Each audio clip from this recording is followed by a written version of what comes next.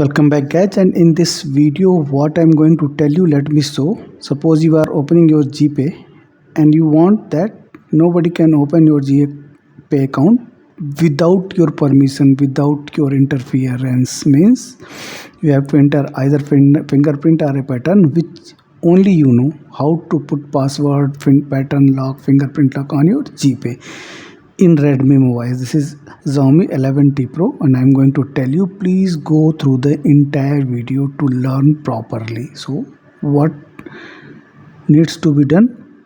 Go to the settings. In setting, root app application is there. In some mobile it is manage apps. Just go, tap, then app log is there. When you are opening app log first time, it will say to turn it on. Just turn it on and set your pattern. I have already set this pattern, so I will just go into, and here you should turn the Gmail on. You should select it. It is already selected. If I will not select it, then it will not ask. So I have selected it.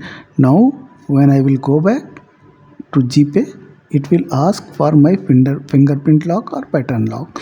So this is all what I wanted to tell you in this video, how to put your bank Gpay bank related to your bank account safe. So only that can be opened by your interference. So this is all what I wanted to tell you. If you like the video, please do consider to subscribe this channel.